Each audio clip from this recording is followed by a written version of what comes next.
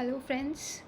सो आज हम लोग बीएमसी में हमारा पार्ट 3 स्टार्ट होगा, जो one of the most important topic है। जैसे कि हमारा सीमेंट था जो इससे पहले हमने किया, अब ये जो टॉपिक है aggregate, mortar and concrete. So cement and ये वाला जो टॉपिक है इससे मोस्टली प्रीवियस ईयर में क्वेश्चन पूछे गए हैं, मैक्सिमम पूछे गए हैं। सो अगर देखा जाए कि बीएमसी में मोस्ट इम्पॉर्टेंट टॉपिक कौन से हैं, सो ये दोनों मोस्ट इम्पॉर्टेंट टॉपिक हैं क्योंकि इस टॉपिक से मैक्सिमम क्वेश्चंस पूछे गए हैं। ओके। सो अब इससे पहले भी मैंने बहुत सारे चैप्टर्स की प्लेलिस्ट रखी हुई है इस चैनल पे, like environment, highway and hydrology and so on.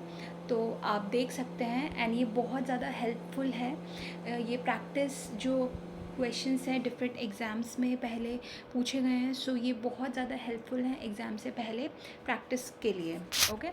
So let's get started our first question. Yes. So हमारा फर्स्ट क्वेश्चन है, in a bulking of sand is not taken into account for a volumetric proportioning of the concrete, then what will be the result? ये कह रहा है कि अगर हमने bulking of sand नहीं लिया, ओके हाँ, तो ये कह रहा है कि अगर हमने बल्किंग ऑफ सैंड नहीं लिया तो उससे क्या होगा, हमारा जो वॉल्यूमेट्रिक प्रोपोर्शन ऑफ कंक्रीट है तो उसका रिज़ल्ट क्या होगा। सो हमें पता है कि बल्किंग ऑफ सैंड क्या होता है कि हमारा जो सैंड में है कितना कितना परसेंट मॉइस्चर पे 4 to 6% मॉइस्चर पे हमारा जो होता है सैंड में क्या होती है, बल्किंग होती है अबाउट 20 to 25%। उसका वॉल्यूम क्या होता है, इंक्रीज़ होता है।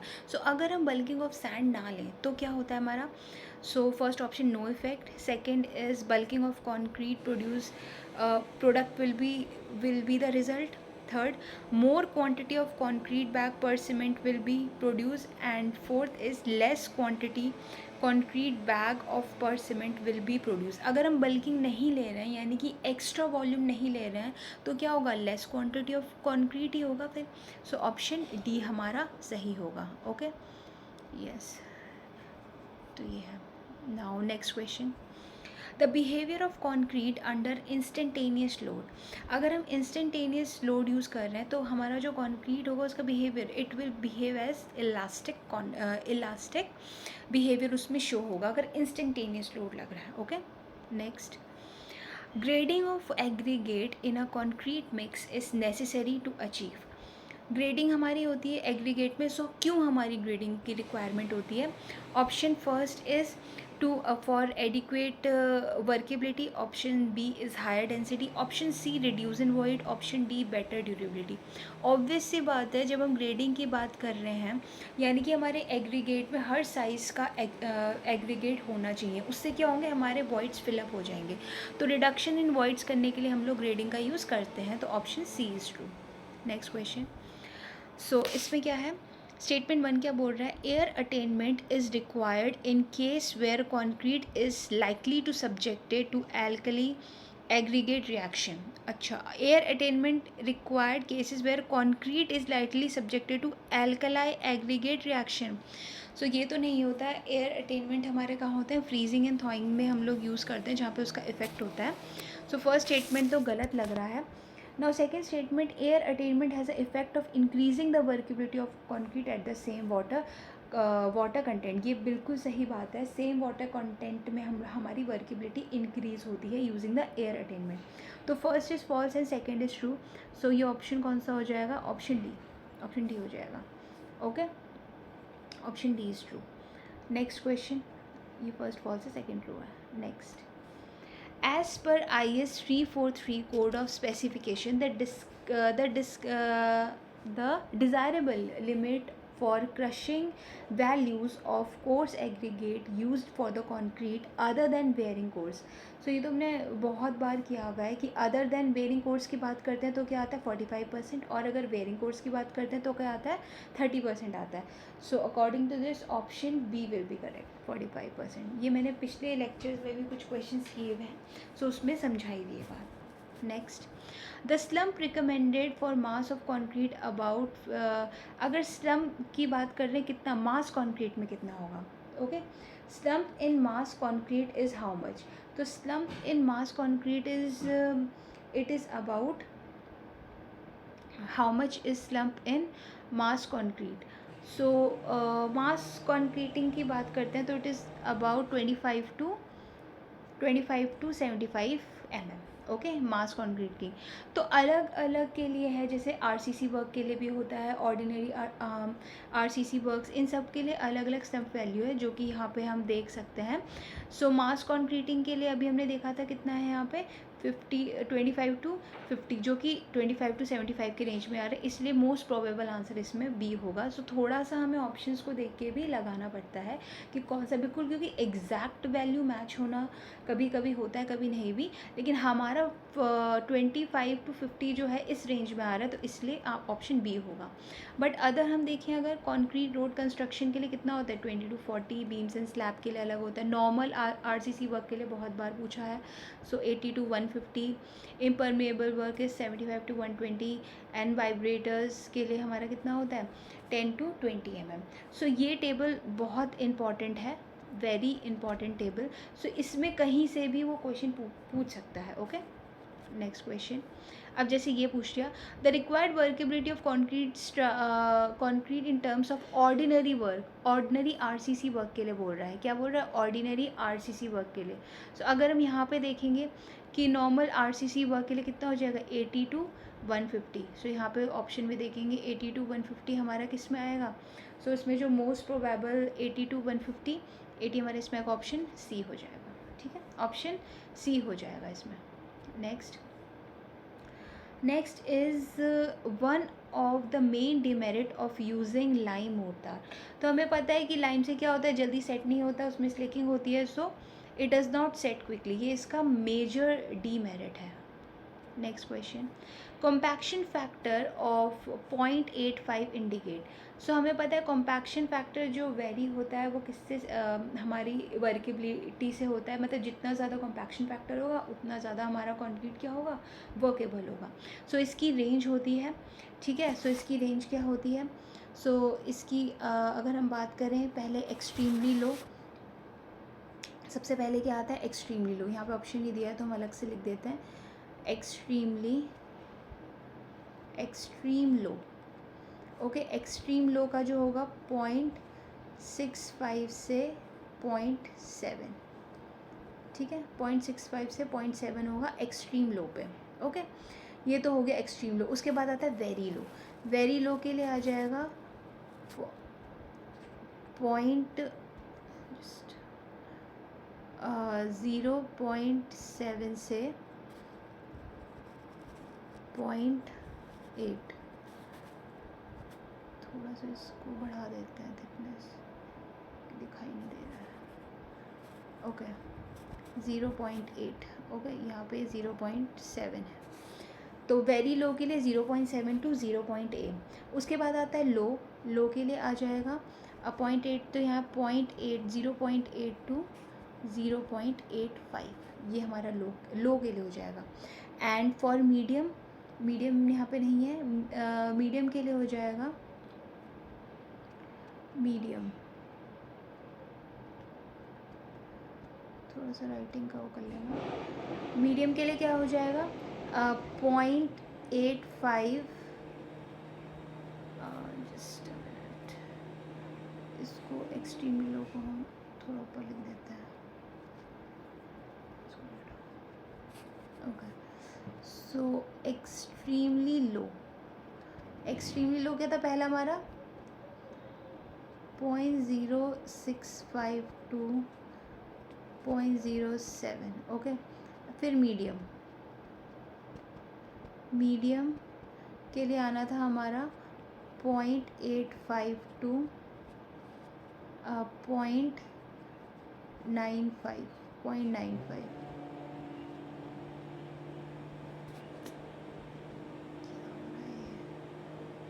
ठीक है, 0.85 to 0.95 ये मीडियम के लिए होगा. एंड फिर हाई के लिए आ जाएगा 0.95 to 1. ओके, सो इस तरीके से इसका रेंज जाता है। ये क्या पूछ रहा है, 0.85 पूछ रहा है, तो 0.85 क्या हो जाएगा हमारा, 0.85 आ जाएगा। 0.8 से 0.85 हमारा लो वर्केबिलिटी आता है। ओके, सो ऐसे जाएगा। सबसे पहले एक्सट्रीमली लो 0.65 से 0.7, देन उसके बाद वेरी लो 0.7 टू 0.8, देन उसके बाद लो 0.8 से 0.5, देन मीडियम 0.85 से 0.9, देन हाई 0.95 से 1। सो ये पूरा टेबल मैंने बता दिया। Next, to what is is relate to the concrete technology. Okay, so concrete technology हमारा किस चीज़ से होता है, it is geological of fresh concrete, rheology of fresh concrete, mineralogy, ecology.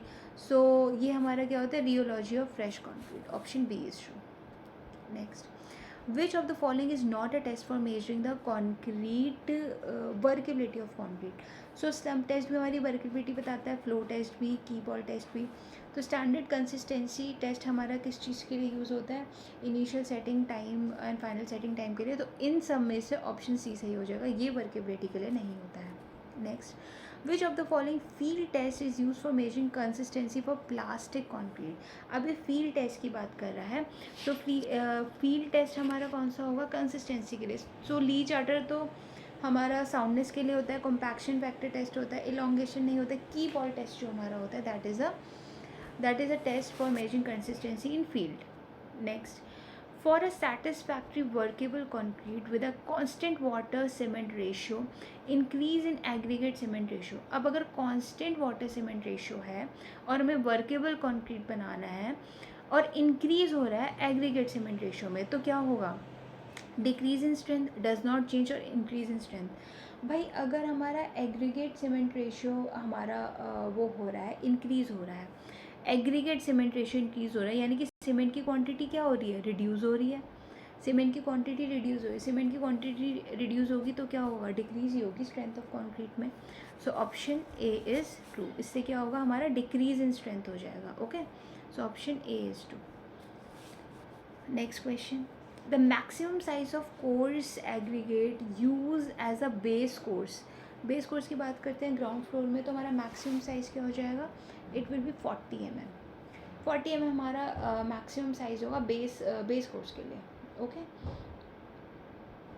ठीक है, बेस कोर्स के लिए इतना हो जाएगा। Next question, the most commonly use admixture which increases the workability of concrete is known as. So कौन सा admixture हमारा यूज़ करें कि जो वर्केबिलिटी इंक्रीज़ करता है। सी, रिटार्डर्स तो हमें पता है कि सेटिंग टाइम को डिले करता है, एक्सीलरेटर उनको इंक्रीज़ करता है। अब जो एयर अटेनमेंट एजेंट है, येस, वो हमारी क्या करता है, वर्केबिलिटी को इंक्रीज़ करता है। लेकिन ये एडमिक्सचर्स की बात कर रहा है, तो मोस्ट कॉमनली हम प्लास्टिसाइजर्स यूज़ करते हैं। मोस्ट कॉमनली की बात पूछ रही है, तो हम प्लास्टिसाइजर यूज़ करते हैं to increase the workability with decrease water content. Okay, next, which of the following aggregate should not be used in the manufacturing of concrete as it exhibit alkali aggregate reaction। तो कौन सा वाला concrete होगा जिससे alkali aggregate reaction, obvious ही बात है limestone. Limestone हमारा aggregate होगा जो कि हम यूज़ नहीं करते हैं। क्यों, क्योंकि उसमें क्या होता है, एक तो इसमें कैविटीज़ भी, अगर अपने पीछे मेरे लेक्चर्स आप देखोगे तो उसमें मैंने क्वेश्चंस भी एक क्वेश्चन दिया हुआ है कि फाउंडेशन में कौन सा वाला स्टोन मोस्टली यूज़ नहीं होता है जिससे कैविटी क्रिएट करता है, तो लाइमस्टोन ही वो स्टोन है। एंड क्यों, क्योंकि उसमें एल्कली एग्रीगेट रिएक्शन होता है, that's why it is not preferred. Okay, next, the slump and compaction factor are of two different measure of workability of concrete। for slump अगर हमारा 0 to 20 यानी कि बहुत कम slump है, which is a equivalent range of compaction factor। so very less slump पे हमारा compaction factor भी कम ही होगा। जैसे अभी हमने देखा था एक्सट्रीम लो में आता था 0.6 से 0.7, so ये हमारा लो के उसमें आ सकता है 0.65 से 0.7। सो ये तो आई थिंक इसमें ऑप्शन सी हमारा जाएगा। सो 0.7 से 0.8 यही रेंज में आ रहा है। So 0.7 to 0.8, option C. Next, what is the amount of water required for workable RC mix 1:2:4 weight of, ये हमारा कॉन्क्रीट का मिक्स है, by the weight of water by cement ratio, unit weight of concrete इतना दे दिया है। तो ये क्या बोल रहा है, अमाउंट ऑफ वाटर हम लोग को निकालना है। सो अमाउंट ऑफ वाटर निकालने के लिए क्या होगा, देखो इसमें क्या चीज़ इसने दी मिक्स दे दिया है, 1:2:4 इसका मिक्स हो जाएगा। ओके, सो अगर हम 1 मीटर क्यूब की बात करें, सो कंक्रीट का कितना हो जाएगा? If you talk about one metre cube में कितना है? 2400 हमारा क्या है? कंक्रीट का वेट हो जाएगा। तो सीमेंट की क्वांटिटी अगर हम लोग निकालते हैं, क्वांटिटी ऑफ सीमेंट अगर निकालते हैं, क्योंकि वाटर बाय सीमेंट रेशियो कितना दिया हुआ है, दैट इज़ 0.6। तो सीमेंट की क्वांटिटी अगर निकल गई इंटू 0.6 करके हमारी वाटर की क्वांटिटी निकल जाएगी। सीमेंट की क्वांटिटी निकालते हैं, सीमेंट क्या हो जाएगा? That is 1/7। 7 कैसे आएगा?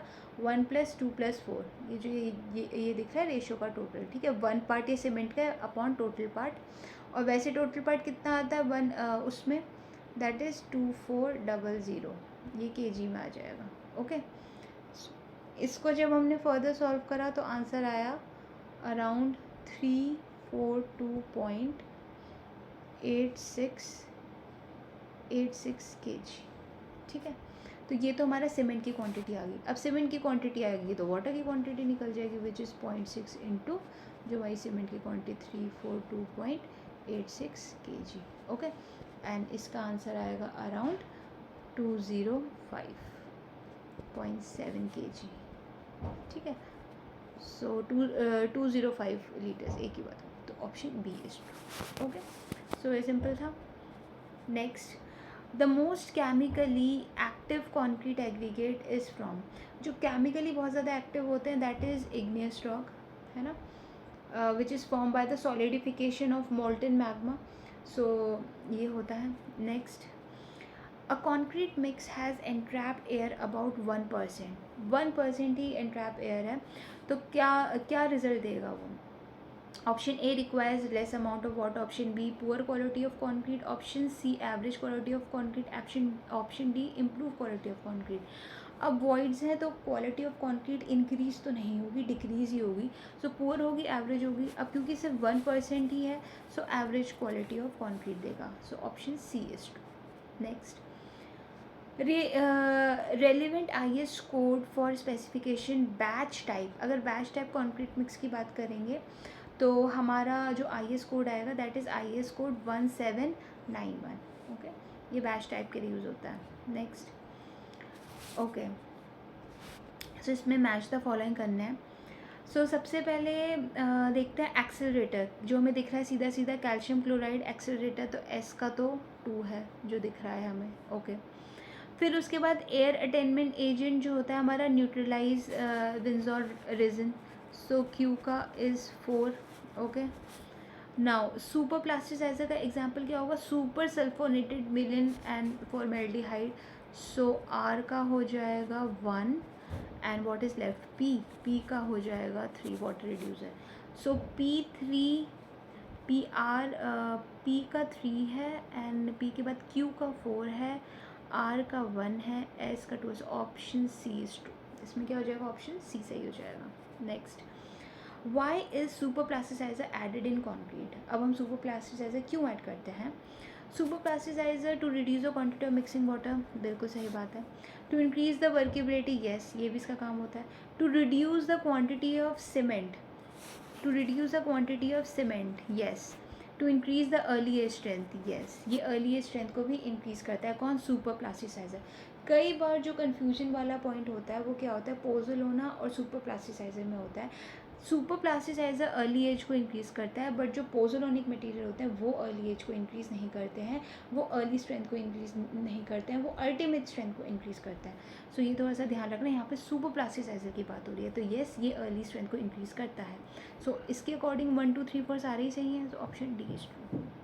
Next, which of the following is not a function of sand in mortar? अब सैंड का फंक्शन क्या नहीं होता?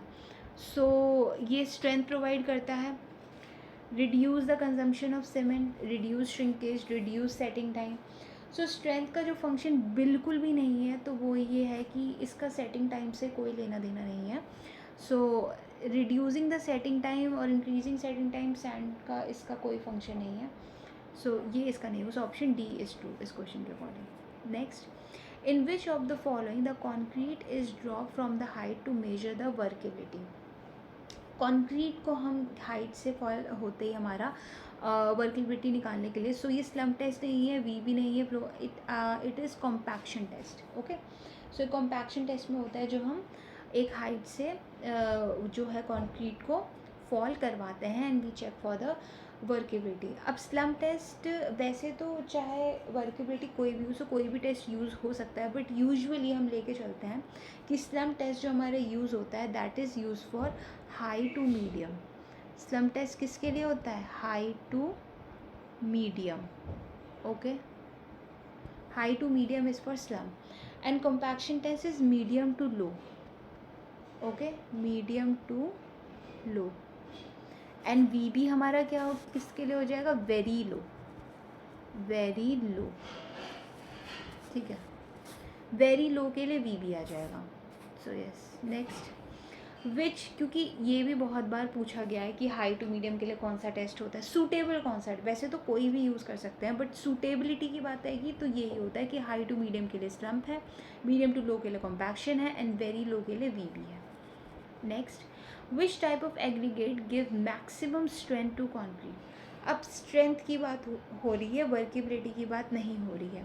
सो स्ट्रेंथ तो हमारा एंगुलर एग्रीगेट ही है, मैक्सिमम देगा. अगर पूछेगा मोस्ट वर्केबल कौन सा है, देन इट इज़ राउंडेड, पर यहाँ स्ट्रेंथ की बात हो रही है तो ये क्या आ जाएगा? Angular aggregate. Next, what kind of sample is used for tensile testing of mortar?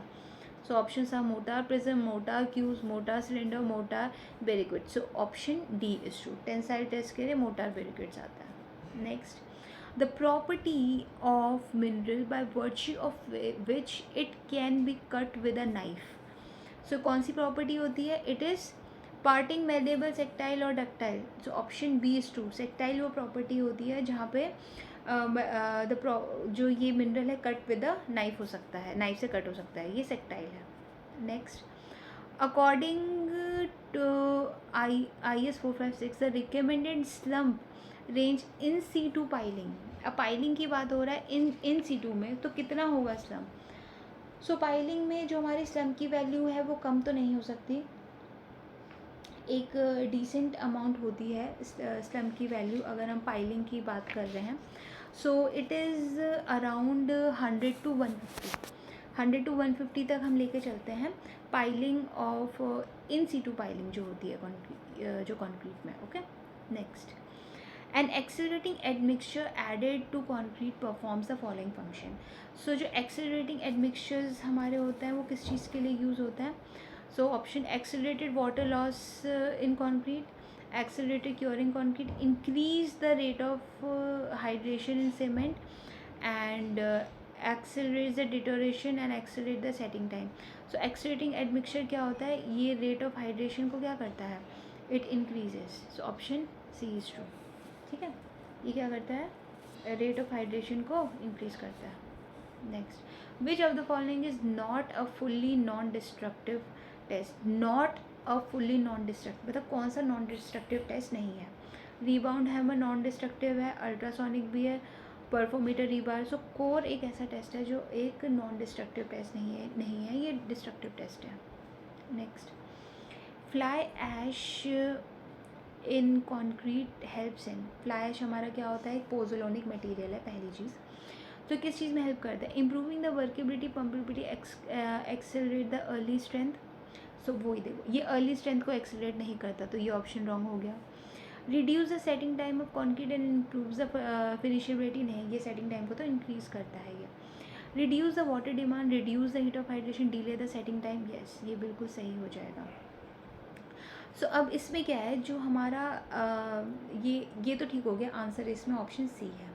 But क्या है, मैंने कुछ क्वेश्चंस इसमें ऐसे भी लिए हैं जो भी हमारी बुक्स होती है, चाहे वो कोई सी भी बुक हो, प्रीवियस ईयर की आप कोई भी बुक उठा लो, गुप्ता एंड गुप्ता उठा लो, एंड यूथ कंपटीशन टाइम्स, या कोई भी बुक उठा लो, कई बार बुक में गलत आंसर्स प्रिंट होते हैं.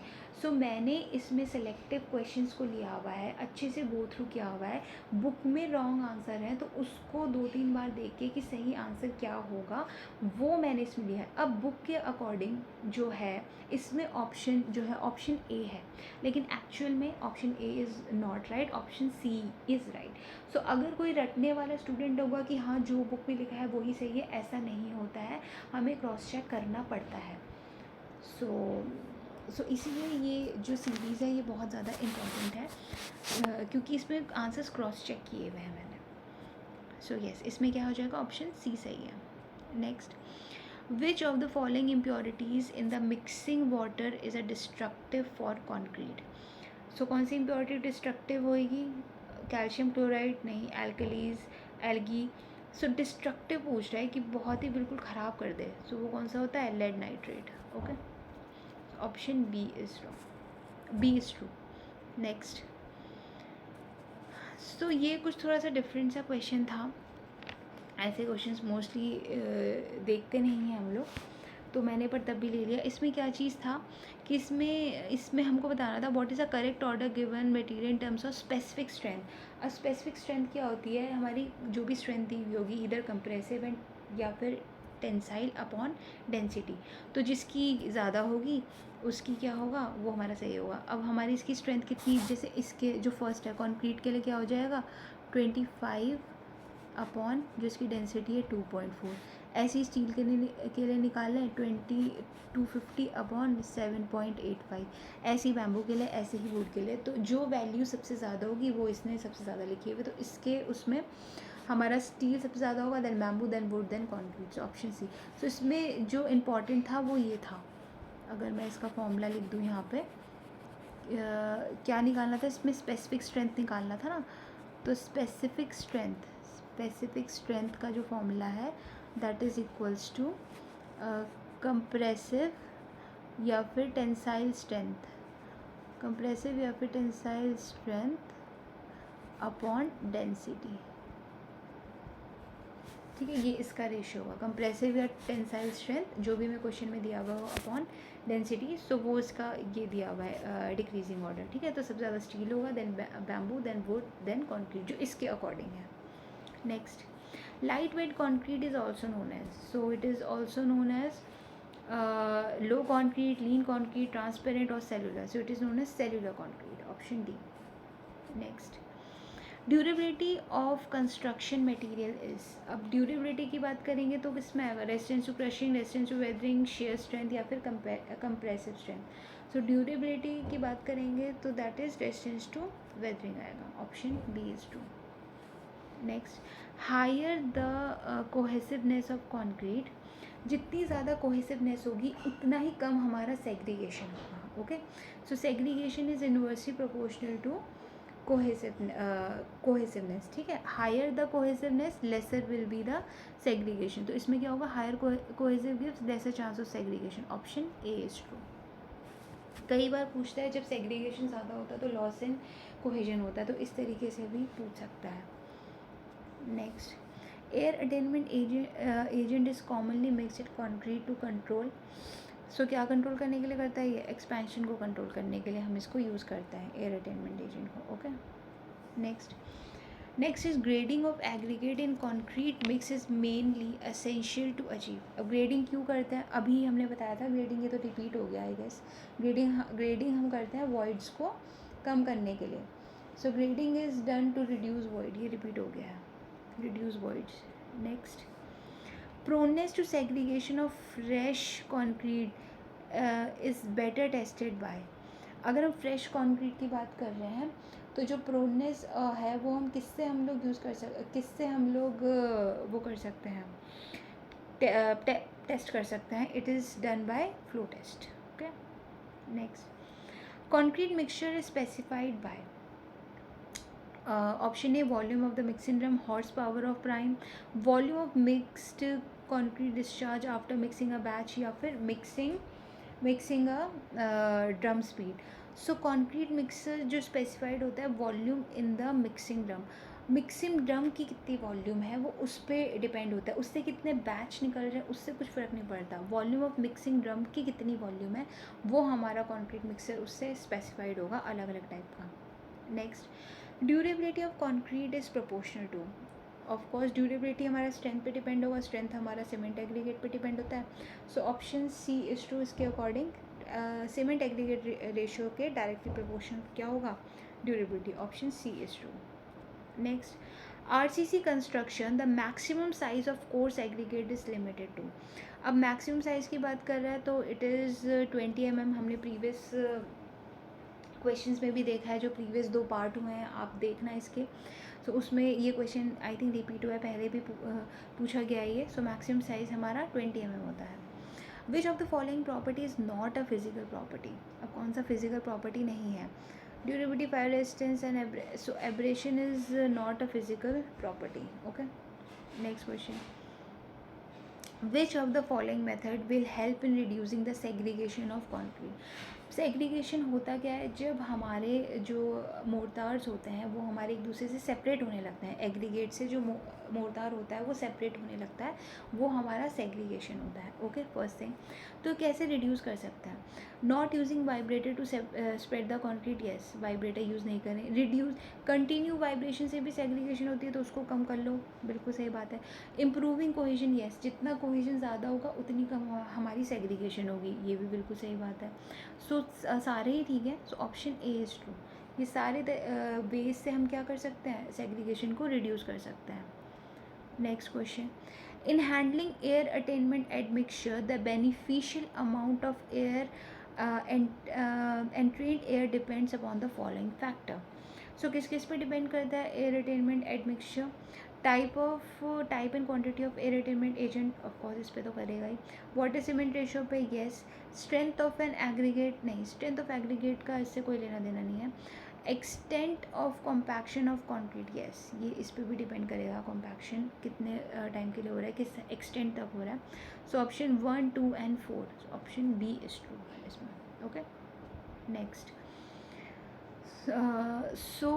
Next question is there is no practical method of concrete mix design based on a specific surface of aggregate. Okay, statement 2 क्या बोल रहा है, surface area of aggregate plays a vital role in achieving a right mix of the desire strength. तो ये तो बिल्कुल सही है, स्टेटमेंट सेकंड तो बिल्कुल सही है, स्पेसिफिक एरिया एग्रीगेट का स्ट्रेंथ को अचीव करने में हेल्प करता है। ओके, सो स्टेटमेंट 2 तो बिल्कुल सही है। स्टेटमेंट 1 क्या बोल रहा है कि there is no practical method of concrete mix design based on a specific surface है, ये भी बिल्कुल सही है, लेकिन ये दोनों स्टेटमेंट आपस में रिलेटेड नहीं है। सो इसमें ऑप्शन बी सही होगा। सो ये हमारा फर्स्ट पार्ट है एग्रीगेट का जो आज हमने किया है। सो इसका एक और पार्ट आएगा क्योंकि एग्रीगेट के बहुत ज़्यादा क्वेश्चंस थे, तो एक वीडियो में कवर होना थोड़ा सा टफ होता है एंड वीडियो भी बहुत ज़्यादा लंबी होती है। सो उसके लिए मैंने एग्रीगेट के 2 पार्ट्स में रखा हुआ है। So thank you so much, I hope ये वीडियो आप लोग के लिए हेल्पफुल होगी। Thank you.